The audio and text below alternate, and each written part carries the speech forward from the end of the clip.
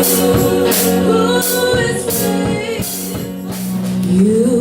are Alpha and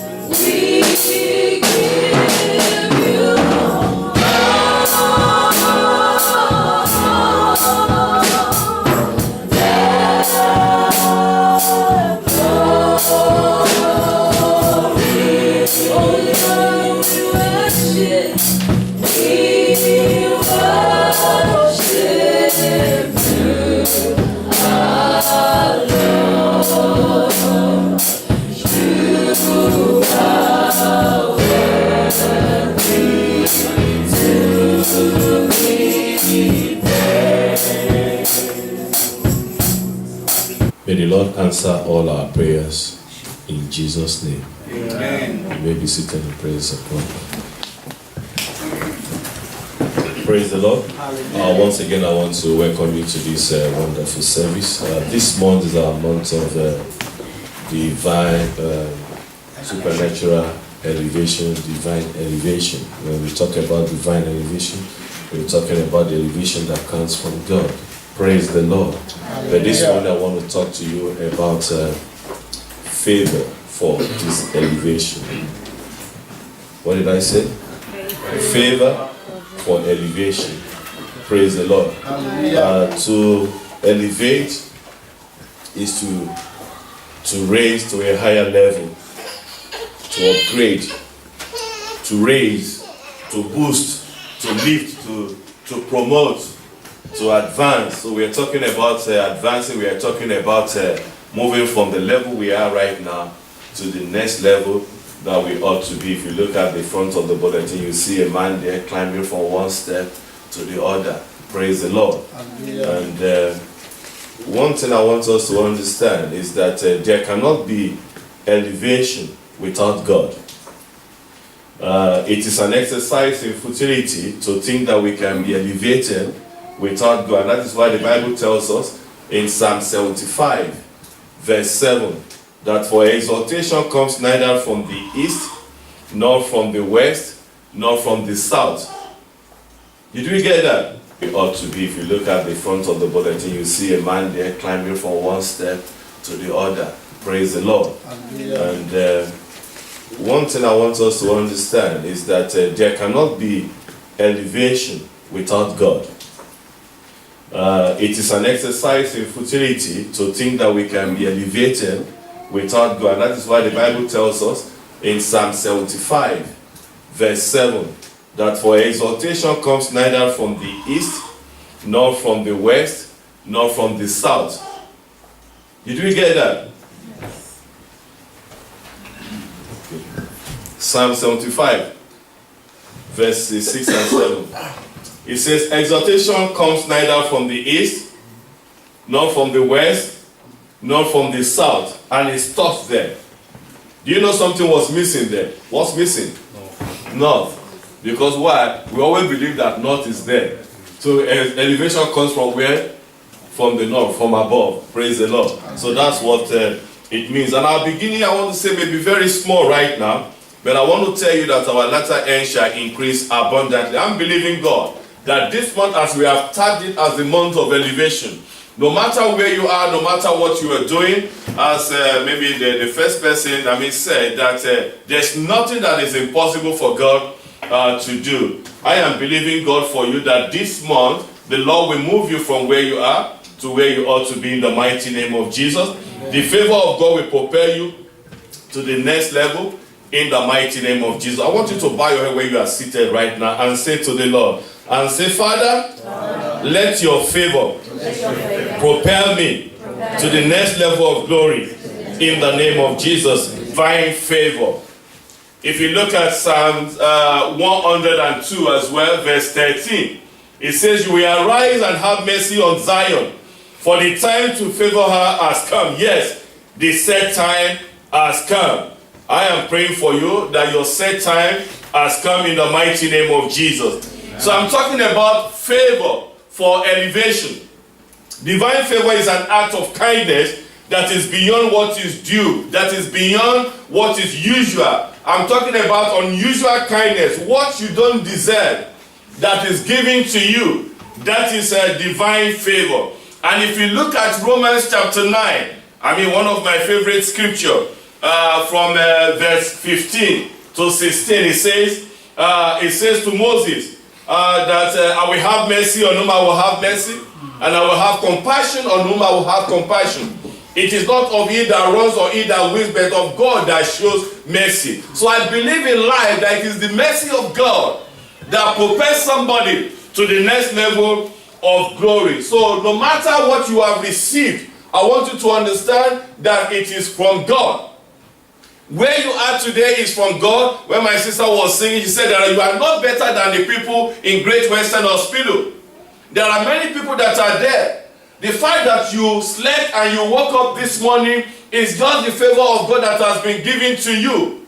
Oh, no matter your position or the money you are earning right now, or maybe where you are in life, it is a gift to you. And that is why John tells us in John chapter 3, verse 27. John 3:27, it says that a man receives nothing except it has been given to him from heaven above. Praise the Lord. So for you to have survived, or for you to be where you are today, it's not your effort. It's not your intelligence. It's not your education. It's what? It's the favor of God. I'm going to talk about these three stages of favor. About Esther. We know the story of Esther, that he was taken as a slave. Praise the Lord. But the favor of God came upon her to elevate her to the next level of glory. And I'm praying that the same favor will come upon you in the mighty name of Jesus. Amen. And this is what you need to understand according to the Bible that I've just referred us to. Psalm 75, verse 5.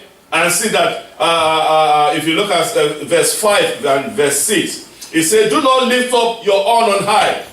Do not speak with a stiff neck. It says, for exaltation comes neither from the east, nor from the west, nor from the south. Praise the Lord. Hallelujah. So I want us to understand, sometimes in life, when it is time for God to elevate you, because the Bible tells us that He lifts one up, and He does what? He brings another one down. Praise the Lord. So that is the way God works. And it's a mystery. We can't question Him. And when the favor of God comes upon you, when it is time for you to be elevated, God can orchestrate it. He can bring some people down at the place of work. He can bring some people down at the position of power and lift you up. And you begin to wonder that I am not qualified for this elevation. You may not be qualified, and that is why favor is not fair. Praise the Lord, somebody. Hallelujah. If we look at the story of Esther, there was a queen before Esther named by name Vashti. And because it was time for Esther to be elevated, God allowed her to make a mistake. God permitted her because God had somebody in store to occupy that position. And the first thing that happened was that Vashti had to go. Vashti had to go. Vashti represents someone that must be put down by God for you to prosper. Someone holding what belongs to you, or position that you need to occupy, your place of work that needs to be occupied. God can do. See, when you look at this Bible, how God works, is a mysterious. It's an awesome God. It's a miracle working God, and you cannot understand how He works. Praise the Lord, somebody. So Vashti had to go. And what is Vashti? Vashti is a system that must go in order for you to come to your own place. Vashti may be a government. Vashti may be a policy that needs to change because God wants to favor you because your appointed time has come. That Vashti must go. Praise the Lord. And even if there is no vacant position, God will also create another one. You know the story of Joseph in Egypt. There was no prime minister. But God created that position for him. Every Vashti holding your position will be displaced in Jesus' mighty name. Yeah. You know that somebody can say, oh, I'm looking for a job in Newcastle, because God has already prepared you to take that position. And that person will not know that God just wants to take him out of that office because that position belongs to you. And that person may resign, or God will even orchestrate and somebody say, oh, I have another job for you in Manchester. You know why? Because it is time for you to occupy that position. And that person will find another job somewhere else. Praise the Lord. Amen. So your Vashti may go. What is your own Vashti? Vashti is something that is holding, that is occupying your position. Vashti is any policy that is not allowing you to occupy the position that belongs to you or to come to the level of glory that belongs to you. I am praying whatever that represents that Vashti in your life, in your marriage, in your finance will be removed in the mighty name of Jesus. And another thing I want us to know about elevation is that nobody gets to the top alone in this world. There will be someone that will introduce you. There's what we call destiny helper. It might be in politics. It might be in your academics. It might be in the school. That God will just place somebody there in order to help you to occupy the position that you need to be. It might even be in the ministry. That somebody will say, Pastor, why don't you come to this place and plant this church? Somebody that God has already positioned. We call them glory in the mighty name of Jesus. As I go into this new month, Lord, I pray for favor that will take me to the next level of glory in the mighty name of Jesus. Thank you, Heavenly Father. In Jesus' name we have prayed. If we look at the lesson that we have just read, Esther chapter 2, verses 1 to 18. We are introduced to Esther as a recipient of divine favor. If you look at Psalm 102 as well, verse 13, it says, you will arise and have mercy on Zion, for the time to favor her has come. Yes, the set time has come. I am praying for you that your set time has come in the mighty name of Jesus. Amen. So I'm talking about favor for elevation. Divine favor is an act of kindness that is beyond what is due, that is beyond what is usual. I'm talking about unusual kindness, what you don't deserve, that is given to you. That is a divine favor. And if you look at Romans chapter 9, one of my favorite scripture, from verse 15 to 16, it says to Moses that I will have mercy on whom I will have mercy, and I will have compassion on whom I will have compassion. It is not of he that runs or he that wills, but of God that shows mercy. So I believe in life that it is the mercy of God that propels somebody to the next level of glory. So no matter what you have received, I want you to understand that it is from God. Where you are today is from God. When my sister was singing, she said that you are not better than the people in Great Western Hospital. There are many, and I want to say that there will be challenges because champions and leaders are born out of challenges. Esther, according to what we're told, he had no father, he had no mother, but he had a date with destiny. The fact that you are an orphan is not a reason for a failure. Praise the Lord. And there's a saying that we say that when the going gets tough, the tough gets going. Praise the Lord. So things may be tough right now, but you also have to get tough. Praise the Lord. You are going through a tough time right now, and I want to tell you that you will not die in that toughness. In the mighty name of Jesus, the tougher it becomes, the brighter you will shine. In the mighty name of Jesus. Everybody boasts of the God of Shadrach, Meshach, and Abednego. But how many of us want to go through fire? Praise the Lord. Hallelujah. We don't want to go through the fire. They will say, oh, God of Shadrach, Meshach, and Abednego. Do you know exactly where those people, what they went through? Praise the Lord. Hallelujah. Praise the Lord. Hallelujah. So don't let anybody rule you out. Don't let anybody write you off. By the reason of divine favor, even if you don't believe in yourself, I want to say to you that God will send you someone that believes in you. A leader that can say, I see something in you, you can make it, and it will bring you out, bring your gift and your potentials out, and God will lift you up in the mighty name of Jesus. Amen. The leadership in this respect, Mordecai was a leader, and leadership is all about influence. Mordecai was a pastor. Mordecai was a leader. Developing her spiritually, she did everything that Mordecai said. And I want to say, those who will be elevated in order to get to the top must respect their mentor, their leaders. That was, look at it. That lady did not believe in herself, but God appointed Mordecai to develop her spiritually, and she obeyed.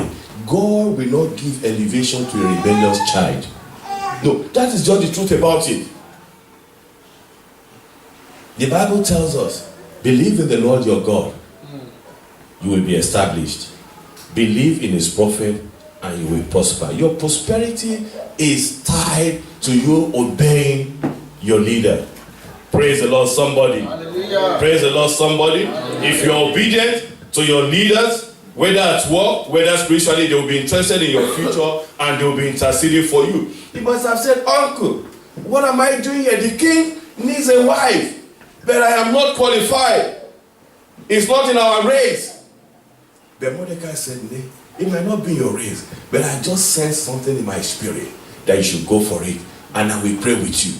Praise the Lord. Hallelujah. That was the responsibility of a leader then, and it's still the responsibility of any leader that God has placed over you, to be able to encourage you, to mentor you, and to see you, to intercede for you. But do you have a leader that is interceding for you? Praise the Lord. Hallelujah. So it was a seed that this man was sowing into the life of Esther, and we know that it paid off. Praise the Lord. Hallelujah. But why? Because she obeyed. 1 Peter chapter 5 verse 5. 1 Peter chapter 5 verse 5 says, God resists the proud, but gives grace to the humble. Humility attracts favor. So this is why we need to examine ourselves. Praise the Lord. As I round up, let's look at the story of Esther, how she was elevated. Esther got to the palace. Is there no serious competition? There was a competition. And this is why I want to say, anytime you find yourself in any competition, get favor on your side. Other people, they had their gifts. Do you know that even the chiefs, the people who surrounded the king must have told the king to send Vashti away? Why?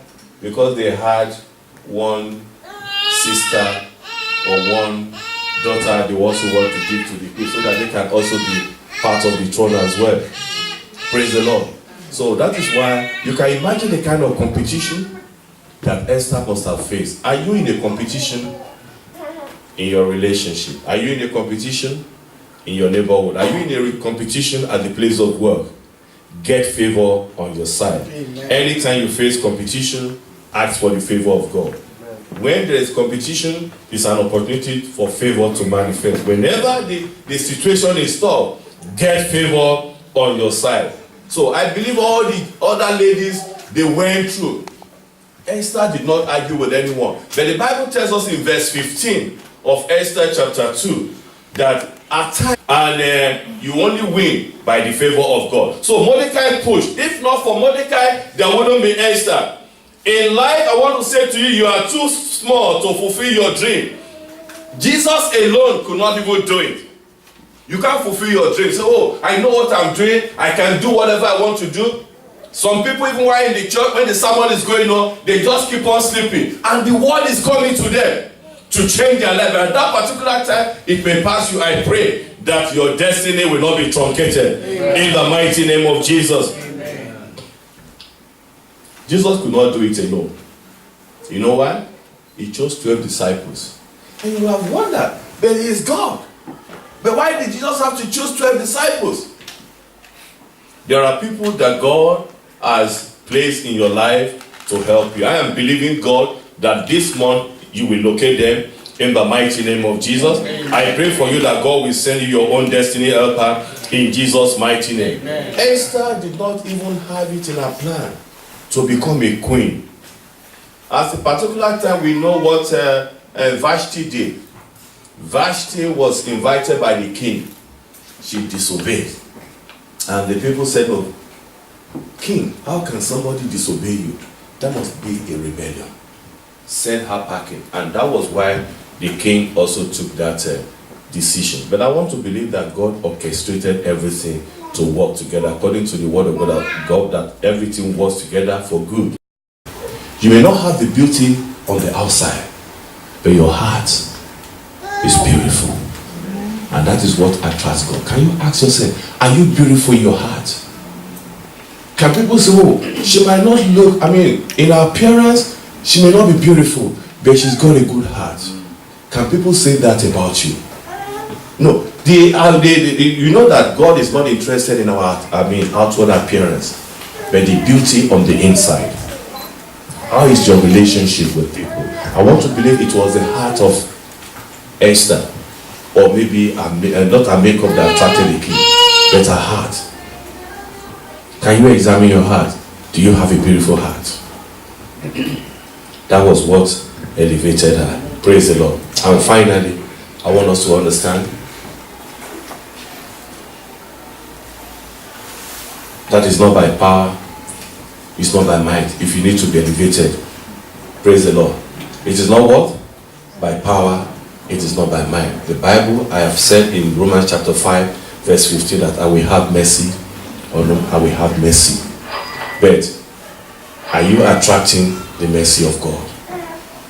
There are things to be done to attract the mercy of God. It is by favor that you win. And for you to have that favor, number one, you need to have revelation of the source of that favor. That is, you need to know the God of favor. It is very important. Number two, you need to have relationship. If you want favor, it is favor that can prepare you to the next level in life. You need to have relationship with that God.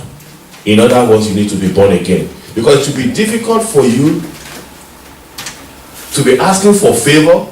Which favor are you asking for? We are talking of divine favor. But you have relationship with God. We can't tag something and say this is Caroline's bread. If I don't have relationship with Caroline, can I have the bread? No. So that's the way it is. And number three, 1 Peter chapter 5 verse 5. Humility is the key.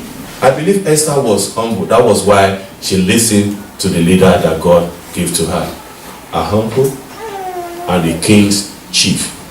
She obeyed everything that they asked her to do. And God elevated her. God will not give elevation to a rebellious child. 5 minutes.